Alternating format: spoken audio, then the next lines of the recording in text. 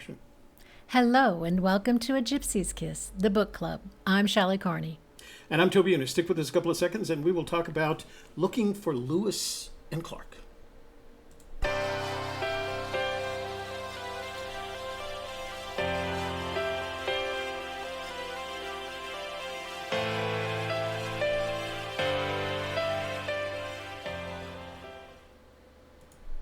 Joel said he made some coffee from pine needles. He did. Well, I hear that causes cardiac arrest. Well, thank you for being here today. And as you noticed, Toby just put up the correct, what do you call it? The correct intro. So we're going to give him some applause for that.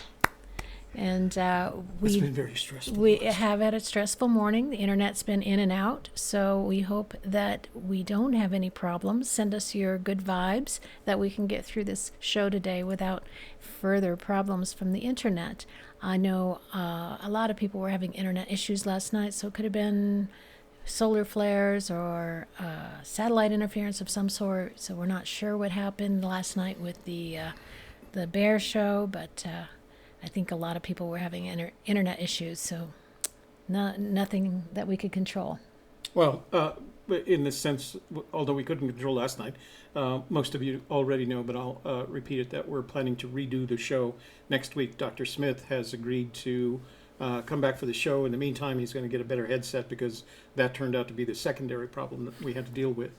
But we thought, just based on the few conversations I've had with this man, I realized how much information he has and how rational he is about it. He's not just a pure environmentalist. He's a wildlife and wildlands management expert, and he has a very pragmatic perspective of all this. And we really need to listen to what he has to say. So we're gonna have. I've ordered CenturyLink as a backup, so by next Tuesday we should have everything resolved. He and I are going to test his systems on Wednesday, so we'll make sure that we have a really good show for you on Wednesday night. And I've decided, again, just based on the information he has and probably some of the questions that you have, we'll not limit that particular program to 1 hour. We'll take as much time as we need to get all the questions answered. And starting next week, right after book club, my show, The Softer Side, will be going live, and Toby and I will be doing that together. So I hope that you can join us next week, right after book club. Okay, and so let's get to housekeeping. And we want to thank our moderators, Jimmy Fast, Joel Lewicki, Jason Eunice, and Brian Eagle. And we really appreciate you gentlemen for being in the chat room and helping us keep things positive, safe, and fun. Presentation today will be followed by Q&A. We'd like to stay focused on the book as much as possible. But if you do have further questions that we raise with our talk today, please go ahead and ask those as well. I'm practicing my being quiet. Oh, you don't have to be quiet today. Oh, okay. All right. Next week, though. Yeah, next week. I'll really work hard at it. So today's wine is an Italian Sauvignon Blanc 2016 from Doc Friuli in Italy. That's why it's an Italian wine, apparently. I read the label that went along with it. I got this over at what's that? Total Wines? No. No? The yuppie place. I forgot what that. Oh, yeah. Trader Joe's. Trader Joe's. Yeah. And they always have a nice label. I just Yuppie. read the label and it sounded really good. To almost getting to, we're within 20, I think, of 2,500. Oh, nice. Yeah. And to a great show today with no internet issues. Yay! I agree. Cheers.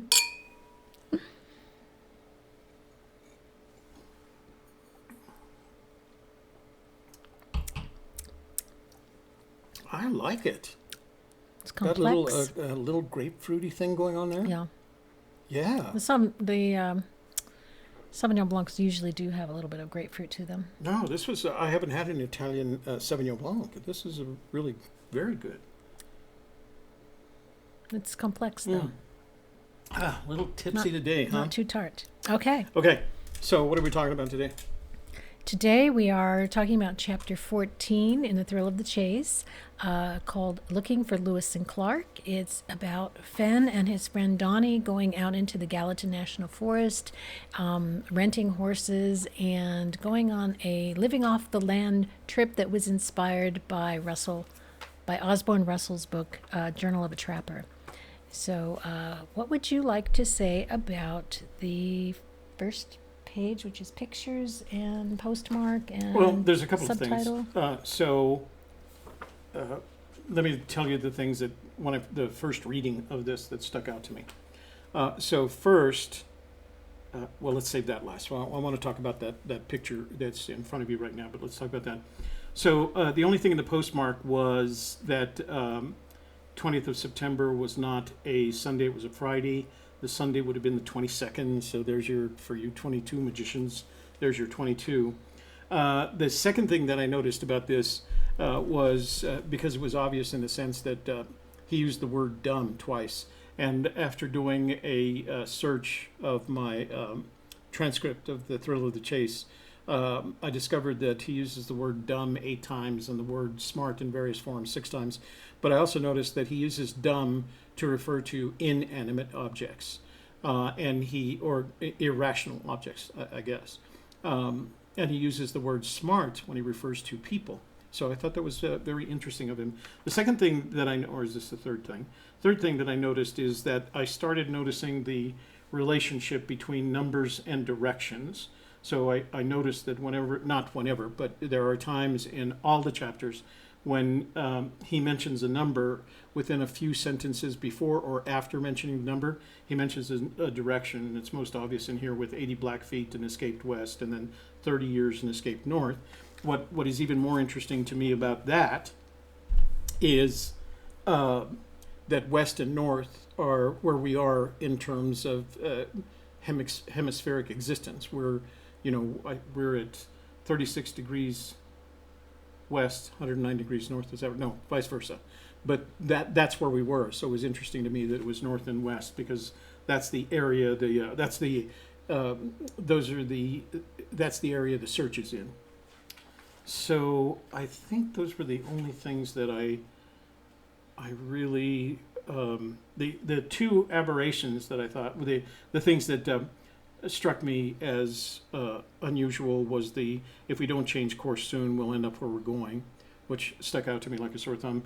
And then his reference to Osborne Russell's Journals of a Trapper, 9 years and whatever it was, because it's not easy. He said he read it many times, a dozen times, over the recent past from Fenn's perspective, and it's difficult reading because it's not a narrative. It's not a novel. It's not a nonfiction. It's basically and literally a journal of his travels, and with a great deal of detail. So it's not meant to be easy reading. I got the Kindle version so that I could do some searches on it, and there was a couple of things in there, but it was difficult. It's not the kind of thing that I could sit down and read night after night. So those are some of the things I noticed in the book. But what really struck me as fun was this image of Fenn that he used in the book, to the extent that he had the coonskin cap, kind of the trapper version, because that reminded me of an image that was on the cover of the Kindle version of my book. And as you can see, it's that turned around. It's called The Last Shot. It's actually been painted in what they call after. The original artist was William Ranney, and he called it The Last Shot. And several people have replicated it since then with different names. But what was even more interesting about this image is that not only is it a painting by William Ranney that was done when he was in Texas, it's a painting of a gentleman whose name was Joe Meek.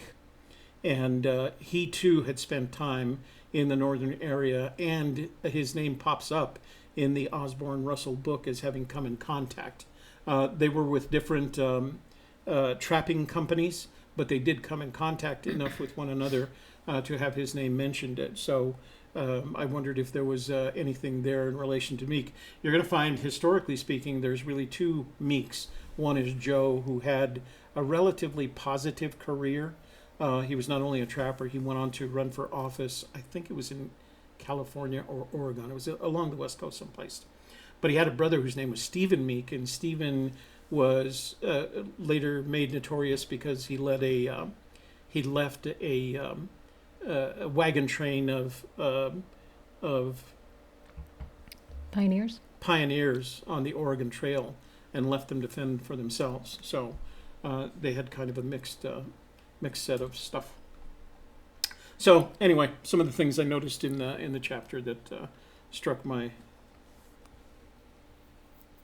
a chord with you? Yes. Okay. Thank you for finishing my sentence. Anytime. What pages are we looking at? We are looking at pages 58 through 63, a 5-page chapter. So there's a lot going on. What do you think, just generally speaking? Well, generally speaking, I felt like this was a chapter of warning to searchers. Don't be cocky and self-assured when you go out into the mountains. You can get into a lot of trouble, and you can go without food because of not thinking ahead or not planning ahead. And that's how I felt about this chapter, that it was a warning. You know what's interesting about being in the mountains and being in a survival situation? It's amazing how little food, considering how many animals are in the forest, how little food you have access to. It's hard to eat. My final survival kit, the one that I stick in my backpack, has a fishing line in it because I always feel like I'm going to be near water, and then I can always catch fish. Right? I know how to catch fish. Well, and they thought that too. But it's really amazing how quickly. And when you went this weekend, you didn't catch anything. Yeah. You were playing in the water, you said. I was practicing my casting. Okay, you ready? Is this the page we want? Is this oh, you mean the slide? Yeah. Do we want this, or we want a full screen? Which one? Oh, no, you're right. We want a full screen. Hold on. Let me just see where I go from here. Actually, I'm going to do it this way. Let's go back to full screen. And so you do that. You talk for just a second so I can see what's going on here. So again, this is chapter 14, Looking for Lewis and Clark, pages 58 through 63 in The Thrill of the Chase. And we do have quite a bit to talk about today with this. There are many things in here that could be hints, could be pointing us towards things, which we'll get to in just a moment when Toby's ready. Okay, you ready? Mm-hmm. Chapter 14, this is The Thrill of the Chase by Forrest Fenn. Chapter 14, Looking for Lewis and Clark, on pages 58 and 263. Page 59, paragraph 1. A few years later, wow, I'm going to start that over again because my Spanish accent popped up there. A few years later. Okay. A few years later, when I was 16, I read a book titled Journal of a Trapper by Osborne Russell, who traveled along the Madison River in 1835, just outside of West Yellowstone, where Hebgen Lake is now. Russell, along with a few of Jim Bridger's trappers, was attacked by 80 Blackfeet Indians near where Hebgen Dam would be built nearly a century later. After a brief fight, Russell escaped west towards Stinking Creek. About 30 years earlier, Lewis and Clark, on their wonderful Corps of Discovery, had passed through Montana not too many miles to the north. I was thrilled and wished I could have been part of those great adventures. 16-year-old kids are like that, I guess. I guess we are, aren't we?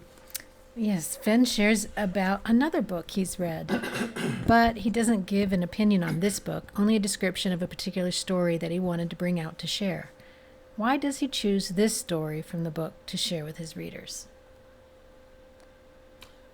Perhaps you're right about the idea that, he's just advising everyone that is as experienced as he was in the outdoors, that it's never the same twice, and that you have to be prepared. His commentary at the end of the chapter, where he's sitting down as a 16-year-old with a cup of hot chocolate, and he talks about, I thought I'd write down some things. If you read those things, and you recognize the value, you recognize the value of them. He's basically advising you.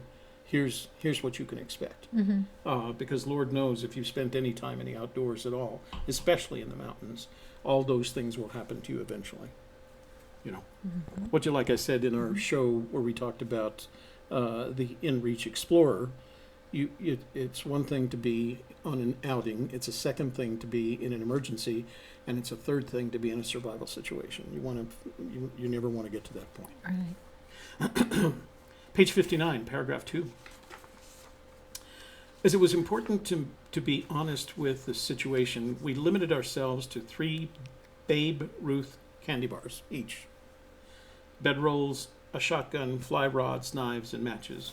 And we got a map of the Gallatin National Forest that would really come in handy later on. I love the following later on.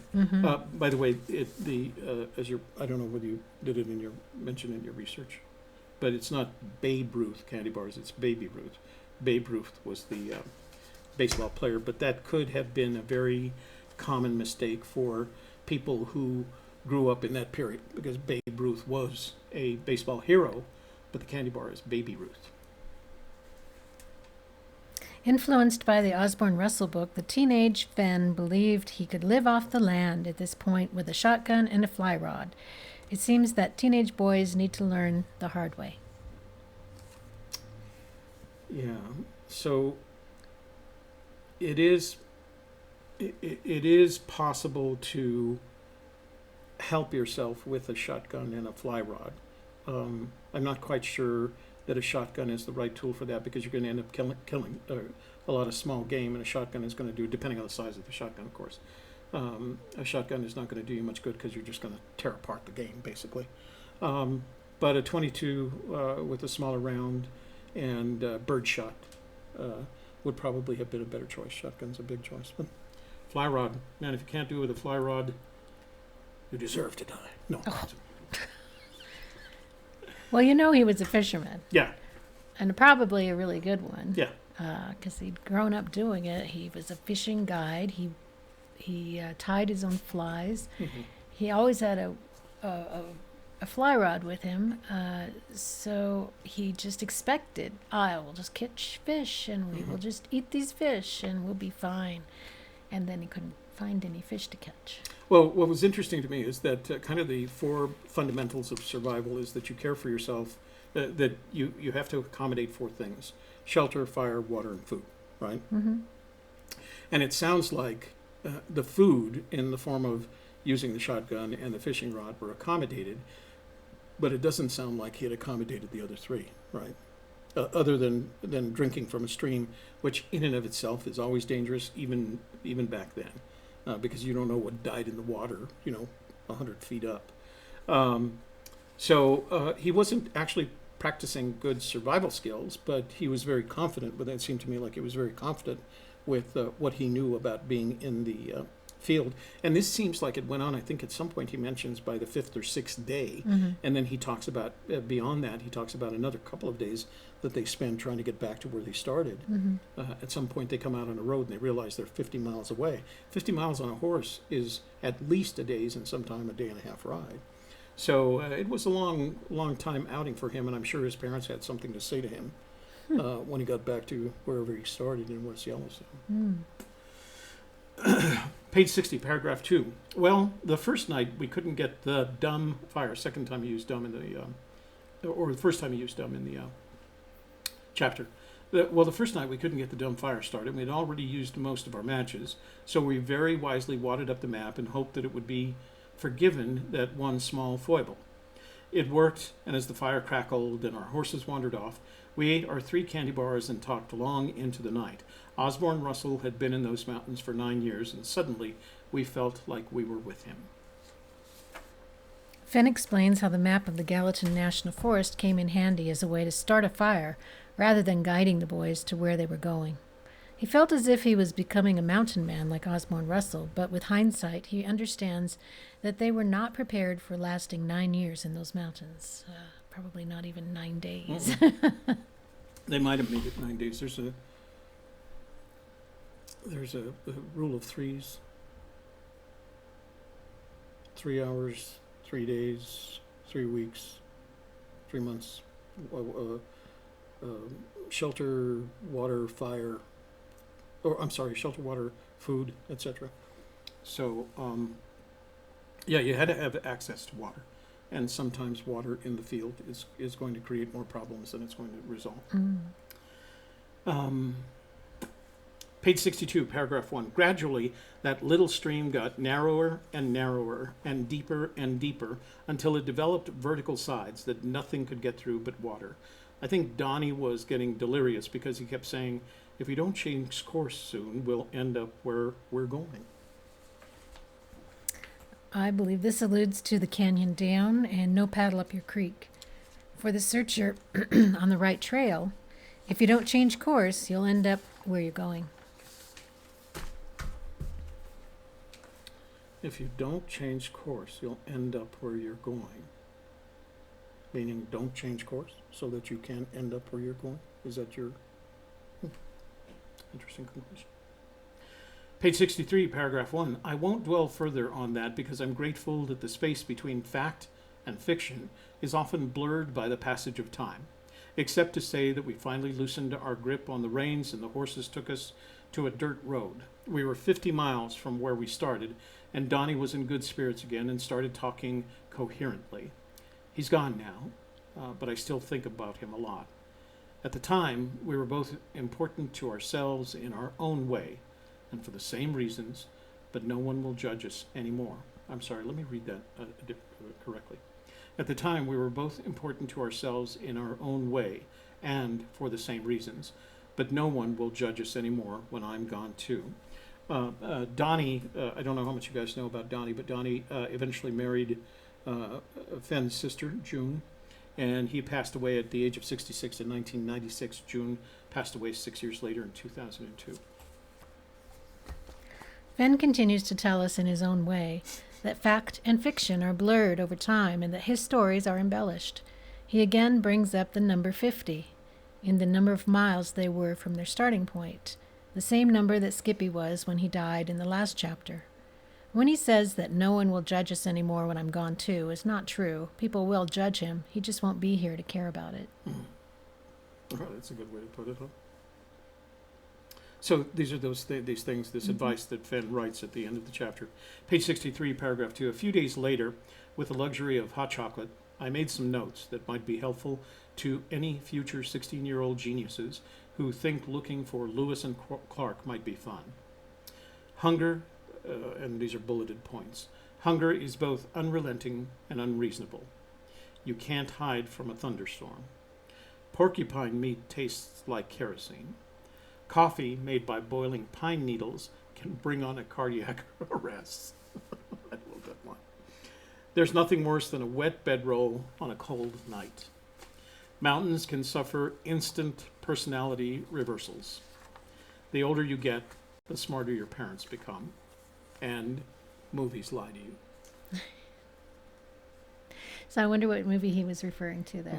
Could be that there was a early version of the Lewis and Clark movie with, I think it was Spencer Tracy. I think that was it. So it could very well have been that. There is, by the way, HBO has a couple of series, and the first iteration of it last year involved industrialists, the industrials that built industrialists that built America. They just recently finished a second version of that, and it was the frontiersmen that built America. And one of the episodes covered Lewis and Clark. I highly recommend that you go back and watch it. It's pretty interesting. Okay. Fenn wants to share his hard-won knowledge with others to save them the hardship that he went through. If he'd had this list before he went on this adventure, however, I believe he would have ignored it. However, he does continue to try to warn searchers of the hardships of the mountains, and I believe that is why he wanted this chapter in this book, and that's why it's important that we pay attention to these warnings. And the rest is for you. Questions to ponder. Should we take special note of the story shared by Fenn from the Journal of a Trapper book, or is it just an introduction as to why he decided to explore the Gallatin National Forest? In this story, included mostly as a warning to searchers to be prepared for the mountains and not go in there unprepared and cocky to Is the point. this a story? Oh, I'm sorry. Is Let me this reread story? that. Is this story included mostly as a warning to searchers to be prepared for the mountains and not to go there unprepared and cocky to the point that somebody gets hurt? I think it is. On that note, Santa Fe National Forest will implement. Oh, okay. So, aren't you a smarty pants? I am. You picked this up already, huh? So, Shelley was making a note. I'm going to read it verbatim, but you might have seen that I released a short video, advisory video this morning about forest and park closures in New Mexico. And I referred you to a website. It's called newmexicofireinfo.com. If you have plans to come out to New Mexico, check that because they've closed a number of forests. And what I mean by closed is closed. You can't get into them. And the state has closed some of their parks that are in those forests, et cetera, et cetera. There are some south of us in the Gila, but they closed the entire Santa Fe National Forest. So let me read. This is the announcement, the formal announcement that they released.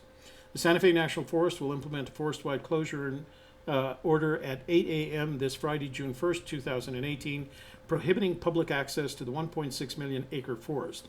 Fire danger on the Santa Fe National Forest remains very high to extreme due to acute drought conditions. The closure order will remain in effect until the forest receives a significant amount of moisture and conditions that have improved. The closure order prohibits all recreational activities in the Santa Fe National Forest.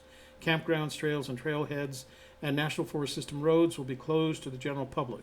The only exception is the Rio Chama Wild and Scenic River Corridor, jointly managed by the Bureau of Land Management, which will remain under Stage 2 fire restrictions. County and state roads that cross Forest Service lands are not under the Forest Service jurisdiction and will remain open to vehicular traffic.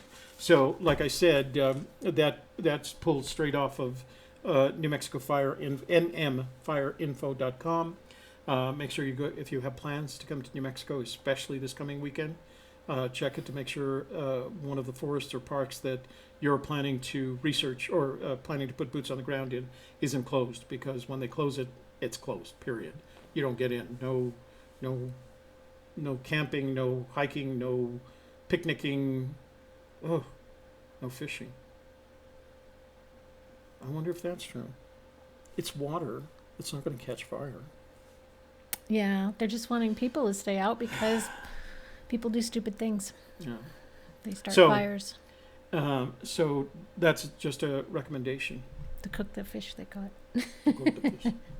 Okay, you ready to transition over to chat? Mm-hmm. Okay, first, don't forget that if you like to contribute to our project for whatever reason, including appreciating our work. Ready? Gonna get it? Nice.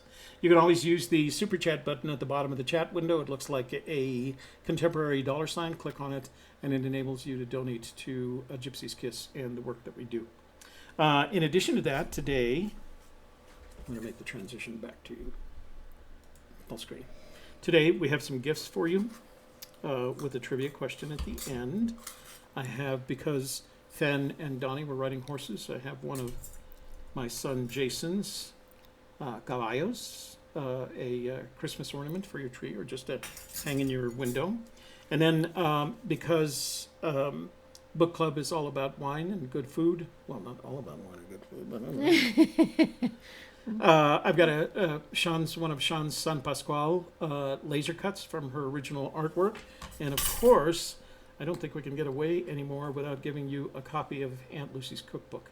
So I have posted both Jason and Sean's Etsy pages in the description box for this video once it's published And the up to cookbook's YouTube. available on Sean's. Right, and if you go to Sean, and because you didn't win this time, but you want Aunt Lucy's cookbook, you can order it off there. And I think through actually, I don't know whether she said the end of May or end of June, she's giving every AGK viewer that buys anything a 20% discount by using the discount code AGK20.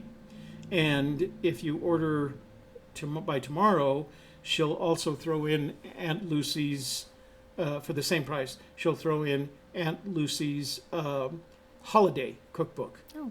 So you get two cookbooks for the price of one. Okay? All right, so let's go over to the chat. And I was thinking, do you like it better like this so it doesn't fill the page so it's kind of compact? Or would you rather see the whole page? I kind of like the whole page. It's easier to read, Okay. but that's up to you. No, I'm not reading it. You're having to read it. Well, we're both reading it. Okay. All right, are we ready to get started? You're ready to get started. Let's say hello to our friends in the room. Good afternoon to Eric Schmidt and Joel Lewicki from Minnesota. He says he made coffee from pine needles just for this. Well, let's Actually, hope he doesn't go into cardiac arrest. It's more like a tea than a. Yeah. I had it. I made some during our survival training when I was in Ranger School. That sounds horrible. It makes a passable tea. Oh, okay. Journeyman's here from Missouri. Joel Lewicki says, yay, intro video and stream seems to be working. So thanks for the good vibes, everybody. And I'm looking at our hang on just a sec. It's been green the whole time. Let me see. OBS has shown us, 26 kilobits. So for some reason, Because you yelled at Comcast I did yell at all Comcast. morning long. JT is here. Good afternoon. Jimmy Fast, howdy. Kyle Sandufus? Is that Sandufus? No, we're not. Sandufus? Sandifus? Yeah. Drunk already? No. No. No, Not on not a half yet. glass of wine. Too much stress. Susan is here from Minnesota. RF Hecky. Dr. Brown is here. Howdy doody. Phil, is there a year where the dates line up? Is there a year where the dates line up? You mean a postmark? No, I think if I remember correctly, when I first did that research, there was literally no postmark that had dates that lined up correctly. Oh, wait, I'm sorry. That's not correct. There is one, the one where he talks about marrying Peggy Jean, because the date on the postmark was the date of the wedding, and it said Sunday. And I actually, he was still talking to me back then. And so I wrote him and I said, did you guys really get married on Sunday? And he said, yes, that is that Peggy Jean's mother insisted upon it. I'm sorry. One more thing.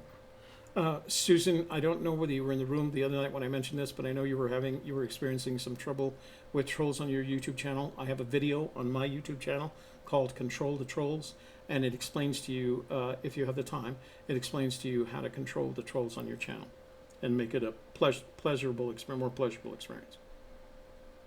Okay, sorry. Eric Schmidt would like to know, have you read the original version of this story? The one that was in the, what was it, the Bozeman, Montana? It was in, or the West Yellowstone? I haven't. I did a long time ago, Eric. I don't remember, I couldn't tell you whether or not there were differences in it. Jeep Girl Jody's here from Colorado. Hi, Jeep Girl. Wait a minute. Phil? Oh, we already asked Phil. Okay. It was in the Bozeman Chronicle in 2008, apparently. The story. Why Must I Go is here. Hey, Troy. How are you doing? Jeep Girl Jody. Cindy Guess is here. Hi, Cindy. Joel Lewicki says, do you know when they made the Hebgen Lake Dam? I don't. He said a century after Osborne Russell had been there. Russell was in there around 1835 to 1844. And so I would look at that period from 1935 to 1944, but I don't know for certain. Scrolling down. Dr. Brown says he has an Excel spreadsheet with all of the dates. He'll have to add a column or two and check that out. Very odd that not a single date is correct. Very conspicuous. And suspicious. This is my favorite chapter, says Jeep Girl Jody. Yeah, it is a fun chapter, isn't it? PoemTreasure.com. Thanks again for the referral to Dr. Smith. I'm sorry we couldn't pull it off last night just because of technical difficulties, but Dr. Smith was very gracious in agreeing to come back next Wednesday. Steve Gahagan says, hello, everyone who's ready for their Fenn fix. Eric Schmidt answers Joel's question. Hebgen Dam was built across the Madison River in 1914 by Montana Power Company to create Hebgen Lake. It's a good thing we have Eric here as backup. Yeah. Get those facts for us. Mary Green is here.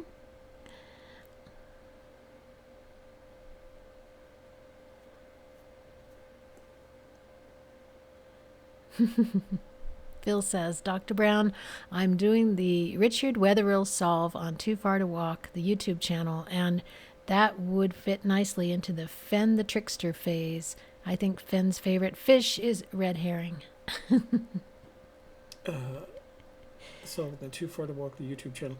Oh, Phil, I saw your new YouTube channel. I'll add it to our list of search tubers on our blog. But I did notice that. So he's a new search tuber. Phil, I can't remember your last name, forgive me. But his YouTube channel is Too Far to Walk. Go visit him. All right. Dr. Brown says his survival kit has lots of Cliff Bars, which is good. Cliff Bars are good. Always have plenty of food with you. There's no reason to starve when we have Cliff Bars we can take with us. I like those foil packages of mixed nuts because they're real high in calories, lots of fat to get you through the day. Steve Gahagan says he practices casting all the time. Yeah, I do that probably 90% of the time that I should be fishing. Mostly it's just practice casting. I cast really, really good. Eric Schmidt says escaping west towards Stinking Creek is not correct because Stinking Creek, Shoshone River, goes to the east. Yeah. I'm going to cite Fenn. Hang on. I got this. The whole fact and fiction blurring thing. That's the next top of the next page. Yeah. I won't dwell further on that because I'm going to start using this line actually when I tell stories. I won't dwell further on that because I'm grateful that the space between fact and fiction is often blurred by the passage of time. So I'm sure that's one of those one of passage of time things. Although I remember there being, if I was. When I was reading the Osborne Russell book, he referred to a stinking creek, and the reason it was referred to as a stinking creek was not because because the Native Americans referred to that, but because there was an oil seep up above where they collected water, so it had some weird things, and the seep had some sulfur in it. Jeremy Branson's here.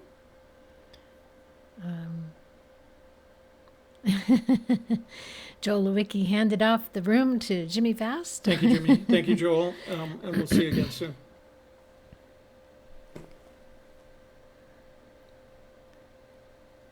Just thought I'd mention how handsome Forrest was during those years. Adorable. Only was 16.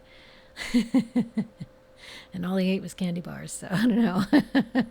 Heck, at 16, I looked good. I read porcupine meat tastes good. You know what, Jimmy Fast? I have a tendency to agree with you because it's been my experience that beaver meat has a tendency to taste a little bit like porcupine because they're getting into the fat, the fatwood on trees when they take them down. So Eric says 3 minutes without air, 3 days without water, 3 weeks without food. Is that what you were getting at? So, hang on. Yes. 3 minutes without air. Isn't there a 3 hours in there someplace as well, Eric? So let me just handle this thing right here. So Allison Ship, I noticed that you came in Tuesday, and the impression I had was that you had some kind of agenda. And the reason I thought you had an agenda is because you kept repeating these topics.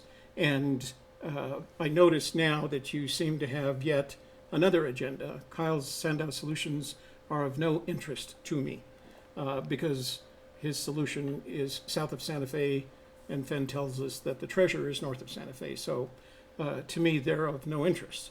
In addition to that, I'm not a big fan of his style. So if you're bringing that into this room as an agenda, I'm going to recommend that you take it back out because if you have an agenda, I'm going to recommend to you because what you're doing is you're forcing your agenda on this audience, and I don't appreciate it.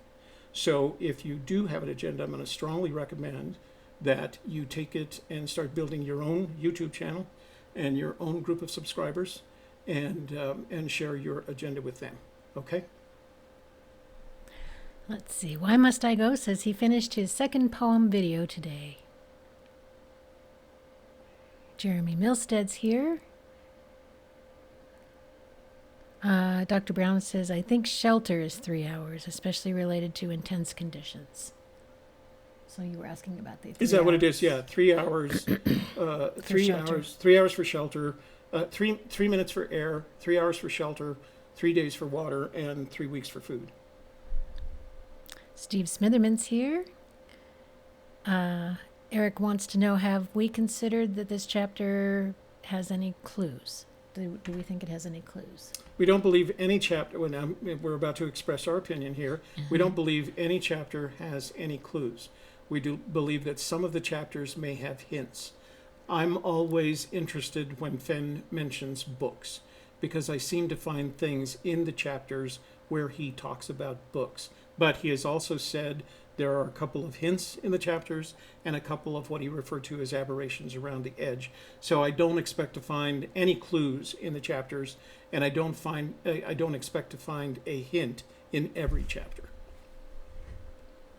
Susan says, Holden Caulfield did not like movies in Catcher in the Rye. His brother lived in Hollywood and worked on movies. And we had mentioned in here that Fenn said, movies lie to you. So I guess that's putting those two things together. So Troy says he put out 2 more videos on the poem diagram, which is, he's taken the traditional diagramming techniques that I think you learned it in elementary school, how to diagram a sentence. Oh, And he's starting to diagram the poem using those techniques. Very complex. So Eric, I'm sorry I missed your. He said, AGK, you might want to reread that article. Eric, which article are we talking about? Is that the one about 3 minutes, 3 hours, 3 days? I don't know. Oh, okay. Have to tell us which article we're referring to.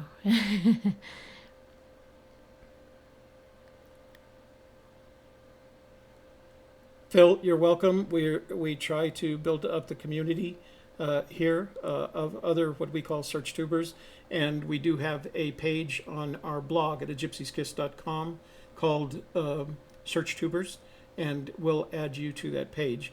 The only requirement is that you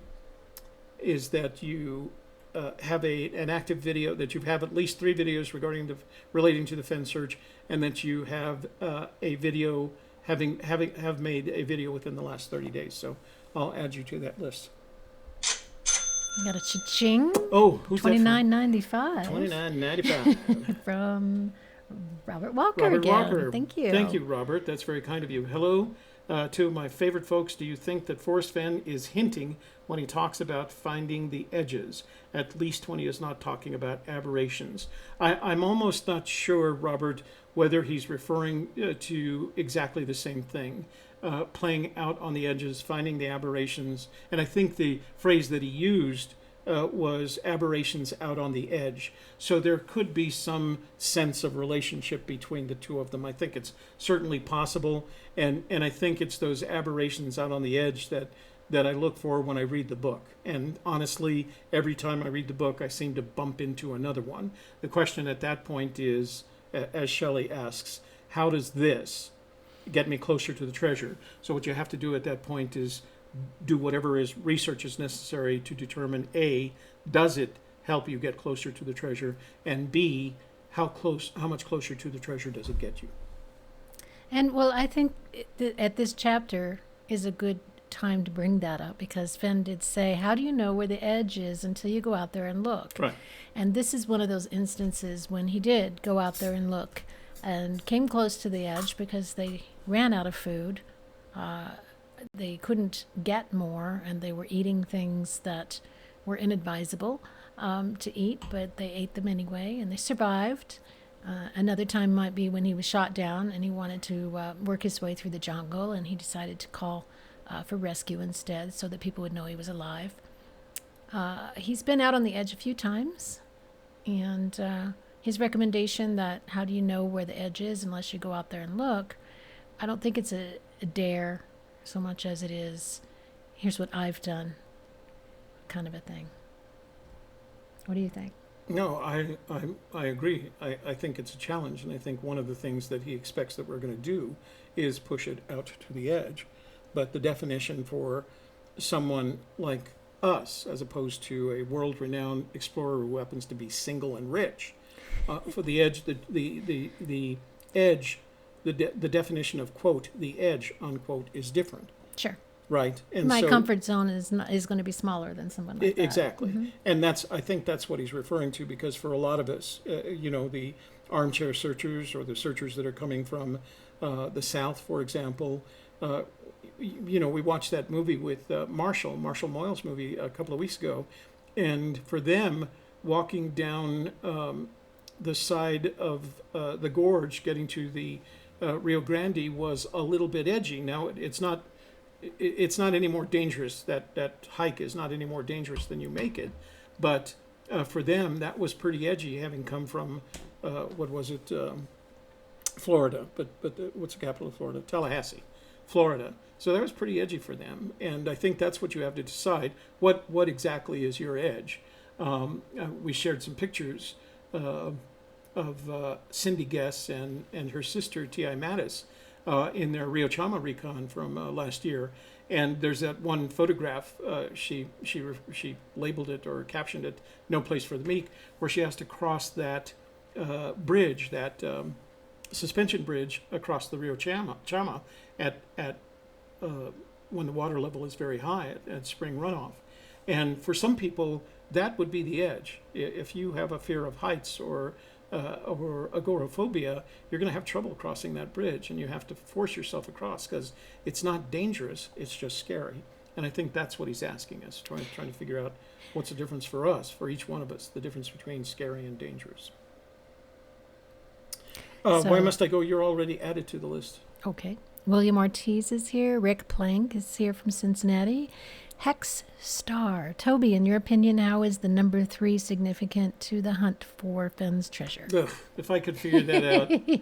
I've struggled with that. In your opinion. Yeah, in my opinion, Fenn seems to use the numbers 3 and 9 to a great extent. There seems to just be a lot of 3s and 9s, or multiples thereof. The 6 also plays, and I don't know whether I told you, but my friend Michael Hool from Tokyo, when he ordered his coins, the numbers he got included the coin number 369, and he asked me if I wanted to trade for one of my own. We organized a trade with Mike Cowling. The 3, 6, and 9 for me pop up a lot more often than they should be popping up, especially 9. And I'd say the order is 9, 3, and 6 for the number of times they pop up for me. And whenever that happens, it sets off a little, oh, what's going on here alarm. So I go follow it up. I do, Fenn to me, he's not superstitious necessarily. I don't think he's necessarily into the metaphysical, but he seems to use certain numbers very often: 43, 22, 50, 9, 3, etc., etc. So it always sets off a little alarm in my head. Mm-hmm. Let me just think about this. Has it played into our solution? Oh.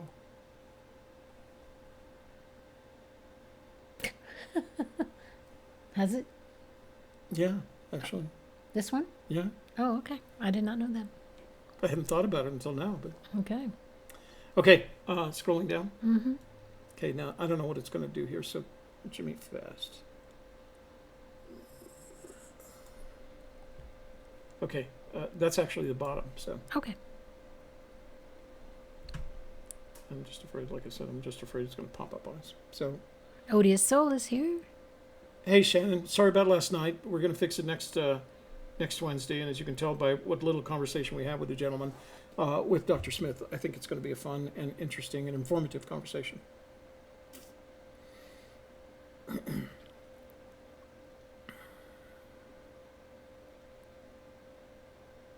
Any idea or guesses as to which movie Fenn is referring? And you said the Lewis and Clark film? I imagine it's the Lewis and Clark film, and I think, if I recall correctly, I saw it's black and white, of course, and it dates back from that period, and I think I recall Spencer Tracy being in it for some reason.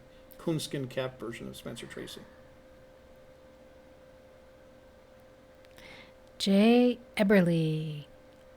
Any significance to the blaze on the horse, lightning, and Forrest not naming the horse in the original article he put in the West Yellowstone News to the editor? I can't tell you if it's significant. I can tell you that other searchers have noted it in combination with the time that Dale describes the conversation that Fenn was having with a journalist regarding what the blaze could be, and he referred to it as a blaze is a white mark on a horse, or a blaze is that. And Dale makes the point that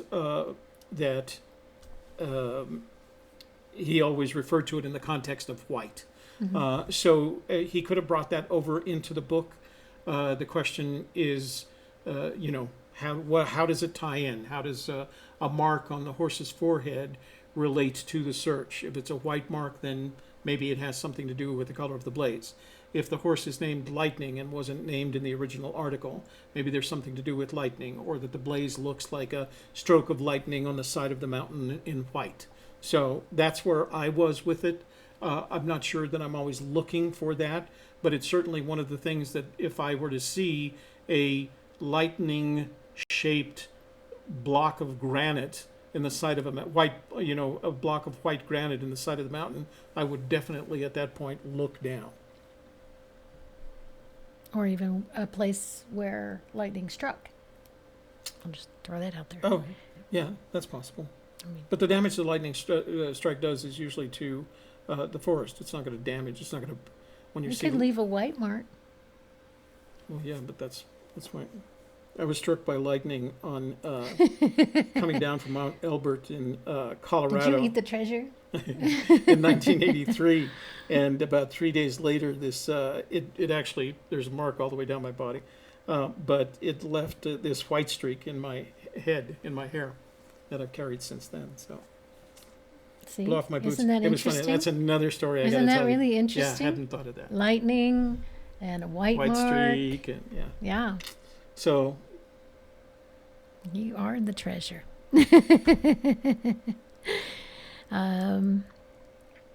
Let's see, they're talking to each other, and then we get Jay Eberly again.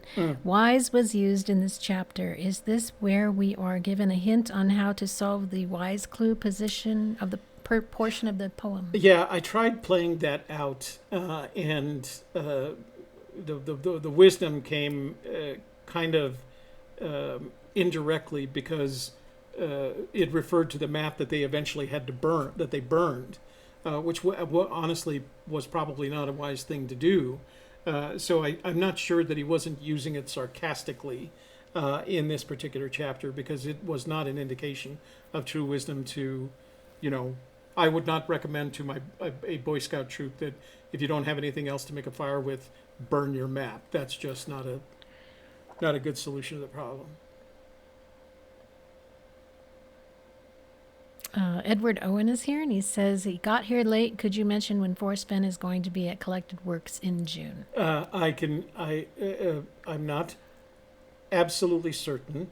I heard it as a mention when the woman who's running Fenbury.org mentioned that she asked, she wanted to be on our Fantastic show and couldn't make it, but she said then she wanted to promote Fenbury, and that Forrest, and this is from her, I haven't seen anything to any empirical substantiation of it since, but she said that Forrest was going to be signing books at Collected Works on it's a Saturday, June 26th. June 23rd, in concert with the Fenbury. So, but that's all we know. So we figure in lieu of him being at the campsite, visiting people, he would just be at the I thought it was interesting bookstore. that she mentioned it without, in the past he's always gone to Fenbury, but he just might be past the point where he wants to make the trip. So that might be the only chance you get. But at that point, I'm hypothesizing. So what I would recommend is to do two things. Check out Fenbury.org and see if there's any update there, or check the Collected Works bookstore, because I do know they have a kind of calendar that they publish to make sure and see what's happening on the 23rd. It's my Amazon shipment. Oh, yay. Sorry. That's all right.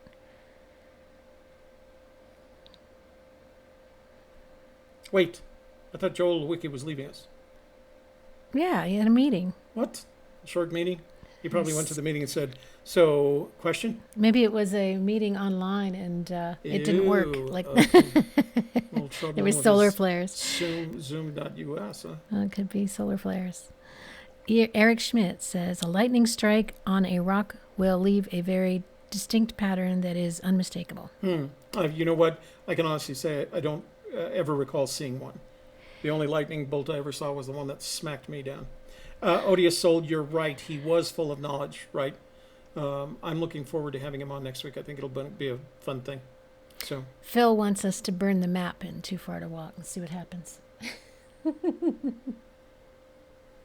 you know what? This is probably going to kill some people, but I needed to scan that map, so I literally tore it out of the book.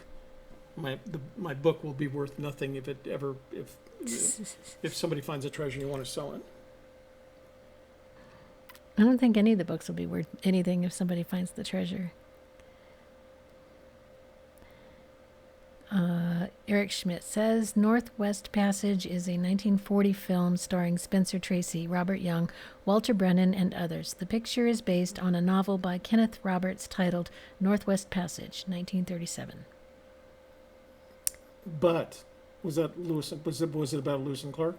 What was it, Lewis and Clark? I'm guessing it must have been, because why else would he bring it up? Yeah. So that's Eric doesn't just bring up random no, stuff. he doesn't. Rick Plank. I too have climbed Mount Elbert, but I did not get struck by lightning. Sorry that happened to you. Rick, I didn't take Fenn's advice that you always get shot. What had happened was I had made that climb regularly because, as you probably know, it's not a technical climb. It's a difficult, you have to be in shape. It's a difficult hike. But I had promised my wife at the time that I would take her brother and his friends up there, and they were literally all out of condition. So it took longer than I expected, and so by the time we were up there, you could see the thunderstorms coming from the west, and I wanted to get them down, and so we headed straight down the mountain, and I could feel it. I don't know if you've ever been in a lightning storm or a storm. You can't hide from a thunderstorm. We were still above the tree line, so there was no protection. I had a camera on a rubber device that kept it against my chest.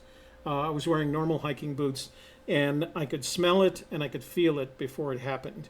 And I was carrying a walking stick in my hand, and I dropped the walking stick and told everybody to scrunch down on their heels. And just as I gave that order, it hit. And the funny part was, as all of this was happening, kind of in slow motion, I thought I was dead. I mean, I'm just thinking to myself, "Oh crap! You just died from a lightning strike," kind of thing. And I was. The funny part was, I was frozen. I couldn't move. I couldn't speak. I was breathing, but the people that I was with were pretty much amateurs in any kind of mountaineering, and so their reaction was that I was dead, and I could hear them talking about me as if I was dead and what to do next. And one of the women started crying and not what to do. One of them had enough sense to go down. There was as you know, on Elbert, as you get down below the tree line, there's a number of forest roads as well as a forest station down there. So their plan was to go down there, call rescue. By the time they had made that decision, I started coming to, and I couldn't move right away, but I sat up and I couldn't speak. Everything was kind of frozen, and it just scared the dickens out of them, like I had come back from the dead. Zombie Toby. Zombie Toby. And by the time the rescue team had gotten up there, I was pretty much back to normal. I mean, I was shaken up, but I had to go down to the hospital.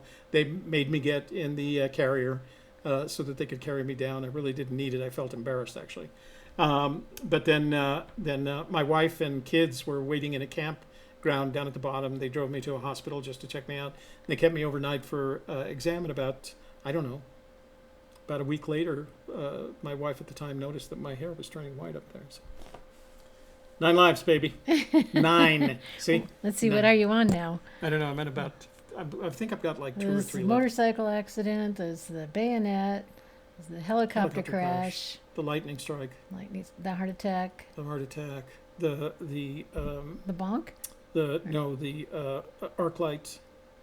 Oh, yeah, I forgot about that. So Arc light. that's probably 6. I got 3. I don't count anything overseas, during my later career, because nothing was that dramatic. But yeah, So you got 6. 3 more to go. Yeah, I got 3 more to go. 3 more to go. That's good.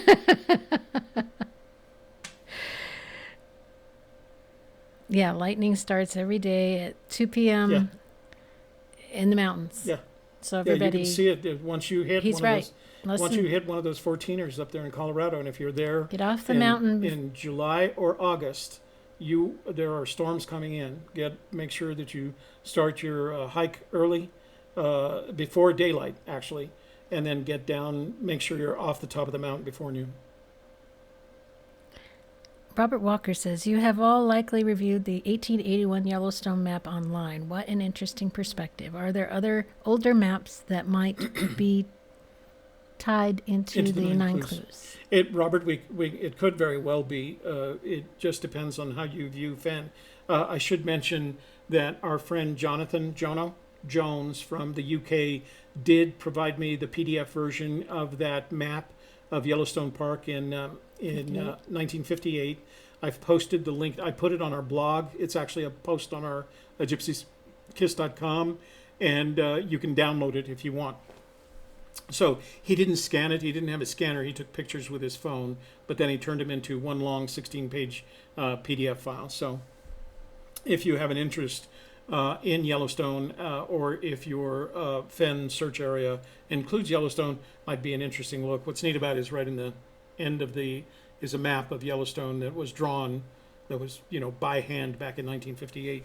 And Jono, I haven't actually looked at it. Jono said there were some interesting features that were on that map that he hadn't seen on later maps. Wow. David Dow says, I had lightning strike over my dozer in Wyoming. Not a direct hit, but shot me off the dozer 15 feet. Yeah. I had one. I did have one close call. I was riding on the W&OD trail in Virginia, and I got caught out late, and it started lightning, and the trail is built up. It's an old railroad trail, so it's built up. So I realized what I needed to do is get off this bike, and I went down the side of the trail and just kind of laid on the ground about 10 feet away from my bike, and lightning struck a tree that was about, 20 feet away from me, and it came through the ground. The energy came through the ground, and it shocked me straight. And, just enough to go like, ooh, well, that was interesting. It was, and then all the stuff from the tree started coming down on me. So Detritus. Yeah, I didn't feel like that was counted amongst my 9 laws. No. About 10, 12 years ago in Rio Rancho, they were having a 4th of July celebration. And a thunderstorm hit and lightning hit, and 2 people died. It just depends. It's the luck of the draw and what you're standing on, and how the lightning goes through you, and it's just amazing how people survive and don't survive in a lightning storm. I had a friend, Terry. Oh God. Scant? No, Oh. not Terry Scant. He was a Forest Ranger. Mm. Bucky McGee. His wife was Kathy McGee. And they lived in Santa Fe. And Bucky had been struck by lightning 9 times, twice while he was riding a horse up in the Santa Fe National Forest. That's crazy how some people can be hit so much, but he's an outdoorsman, so. And Jeremy Milstead is recommending to me that I need to keep 100-foot distance from you when we're searching for treasure. During the rainy season, during the 100-foot rule or something. Joel Lewicki says, what is your take on his use of wisely in this chapter to start a fire as being a hint to look at other uses of fire in the book to help solve the blaze? Oh, Joel, see, that's what you get for leaving the room. I answered that question already. You're gonna have to go back and watch the video. Did we answer it? Yeah. Okay. Well, we kind of answered it. So I didn't make that connection. I think it's an interesting connection to look at other uses of fire in the book to help solve the blaze. So both of those topics came up. And I think if you combine the 2 answers that I made to both of those topics, I think it answers your question. So you're going to have to watch the video. Are we at the bottom? I think we are. All right. And the word after is interesting too, wadded. Yeah. Like We don't use it as much anymore, but we used it a lot. It's all wadded up. Yeah, we used it a lot back Well, years it could ago. be homophobe for watted, W-A-T-T-E-D. I've been all wadded up. When I was struck by lightning, I was all wadded up. Oh, that's a different way to put it, I guess. It is. Okay, let me see what I've got for you here. Hang on just a second. I'm hanging on. Okay. So let's do this first, and then we'll finish with a giveaway. What do you think? Oh, sure. Yep. Hang on. We're going to give stuff away. Don't go anywhere. Give stuff away. Get ready for your big challenge. Okay. What are we doing? Oh. You know what? I need to make a change. What's Oh, that? what? Like. Go ahead. Like. Hang on. Let me make a transition. Okay. Now Hey, everybody. Take your thumb and smash it on that like button right now. I'll wait. Go ahead. Click. Good job. Okay, now share with your social media contacts. All you got to do is click that share button, and then it gives you a bunch of options. Like, do you want to share it on Facebook or Twitter or Google Plus and Pinterest? And you can share it everywhere if you want. And I do. Just saying. Be like me. Share with it. Sharing is caring. Jason Eunice just came into the room. Oh. Hi, Jason. And last but not least, subscribe. Click on the bell to receive notifications whenever we go live or release a new video. And Toby just released a couple of videos recently, including one this morning about the fire restrictions and the closing of the Santa Fe Forest. Is that correct? Closing Santa Fe National Forest. Santa Fe National Forest. Was that where we're going, or we're going different place? No. Ours is the different place. Different place. Okay, good. Because that was going to be difficult. We already missed one trip. Yeah. I don't want to miss another one. And moving on to the giveaway. So we are giving away 3 things today. First is this laser cut plaque from my daughter, Sean Wells. It's after her artwork for San Pasquale. And as you'll read on the back here, San Pasquale is the patron saint of cooks, bakers, and winemakers, and the kitchen. And then I'm going to give away this tin ornament from my son Jason. It's an exact replica of Forrest Fenn's horse Lightning. And it has a little mark on his forehead. And then, of course, we'll give away a copy of Aunt Lucy's New Mexican Cookbook. So, well, that's about $30 worth of stuff there at list price. It's going to be a hard question. Yeah. Because it's a lot of great stuff. Okay, so here's the question. Oh. Question.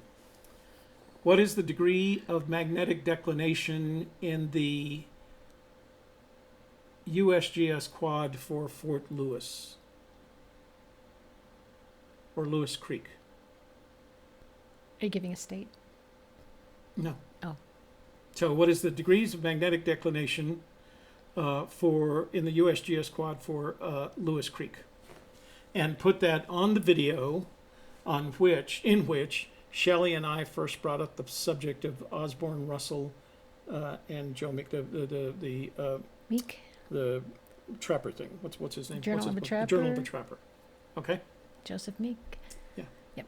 Okay? Got it. So that's your quiz for today. Remember that previous winners cannot win again. We have to give it to new winners. And I ship everything on Friday. So you have to have it answered by then. All right? Bueno. I think that's it for today. All right. Well, thank you so much for joining us for Book Club and for all your good vibes that helped us have good internet today. We appreciate you and your comments and questions. Thank you for our moderators, Joel Lewicki and Jimmy Fast, for being here in the room and keeping the chat positive and helpful and uplifting. And if you would like to be a moderator, send us an email to a gypsieskiss@gmail.com and we'll set that up for you. And tomorrow, before you're out here, remember tomorrow we're releasing a video. Normally on Fridays we release just the facts, but tomorrow we're going to be releasing a video that will explain our new campaign to identify searchers in the community. Not identify, that sounds kind of creepy, but to recognize searchers, celebrate searchers, and tell you about the process that we're going to go through and how you can participate if you so choose. But as we mentioned in last Tuesday's video, we think that we've made a transition into the middle part of this story for the Fenn treasure, and we think it's about you, and we want to start telling those stories. Okay?